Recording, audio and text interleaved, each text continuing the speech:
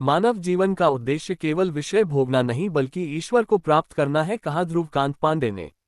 Gwalior Kabir park Suresh नगर में श्री राम भक्त मंडल द्वारा चल रही श्रीमद् भागवत कथा के दूसरे दिन कथा व्यास ध्रुवकांत पांडे ने भागवत का सार समझाते हुए कहा, जब हम भागवत कथा का श्रवण करते हैं तो हमारा तन मन पवित्र हो जाता है। कथा व्यास ने कहा, क्रोध में आकर कोई निर्णय नहीं लेना चाहिए क्योंकि क्रोध में लिए गए निर्णय का परिणाम हमेशा दुखदायी होता है। वैसे तो हिंदू सनातन धर्म में 4 वेद और 18 पुराण उल्लेखित है, लेकिन उनका सारांश तब सार्थक होता है जब उस पर अमल करके अपने जीवन में ग्रहण करे। यदि हम भागवत कथा सुनने के बाद उसकी शिक्षा ग्रहण नहीं करते हैं। लोक कथा सुनने का सार प्यार क्या है, उन्होंने बताया, यदि आप अच्छे कर्म करते हैं तो अभी आपको सुखद परिणाम नहीं मिलते तो घबराने की आवश्यकता नहीं, क्योंकि यह आपका प्रारब्ध है। आज आप जो अच्छे कर्म करें तो डिपॉजिट होकर आपका कल्याण करेंगे। परमात्मा की कृपा से ही मनुष्य धनवान, बुद्धिमान एवं बलवान बनता है। अहंकार पतन का कारण है, इसलिए मनुष्य को जीवन में कभी घमंड नहीं करना चाहिए। उन्होंने बताया, भागवत कथा सुनने से मन निर्मल होता है और जीवन में सत्य, प्रेम और समर्पण आता है। उन्होंने राजा परीक्षित का सुखदेव जी से मोक्ष का उपाय और भागवत के ज्ञान की महिमा का बखान भी किया। उन्होंने बताया कि भक्तों के भजनों और आध्यात्मिक ज्ञान के माध्यम से ईश्वर की प्राप्ति संभव है। आज की कथा में बालाजी दरबार के भय्यू जी महाराज एवं परीक्षित गौरी शंकर वर्मा, श्रीमती मीता हरिओम, श्रीमती कल्पना, श्रीमती रजनी श्याम सोनी ने कथा के अंत में श्रीमद् भागवत पुराण की महाआरती की। आरती के उपरांत प्रसाद वितरण किया गया।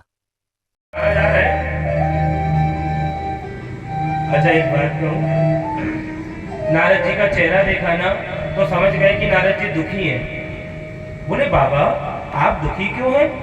आप संत हैं। जब ये संसारी लोग दुखी होते हैं तो संतों के पास जाते हैं।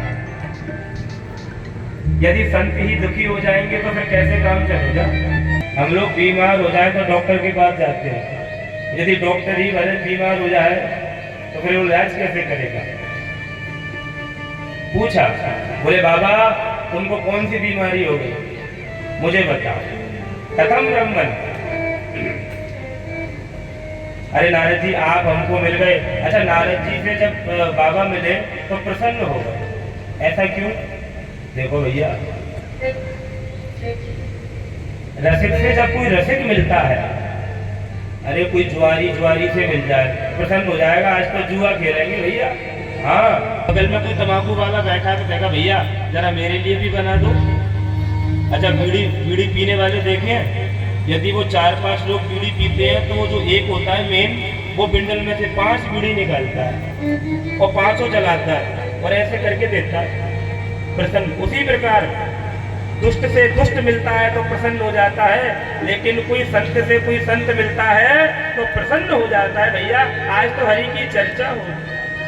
तो सनक सनंदन चारों भैयों ने जब नारद जी को देखा तो प्रसन्न हो गए। अरे बाबा आपको हमको कथा सुना दो। लेकिन नारद जी क्यों दुखी हो रहे हो?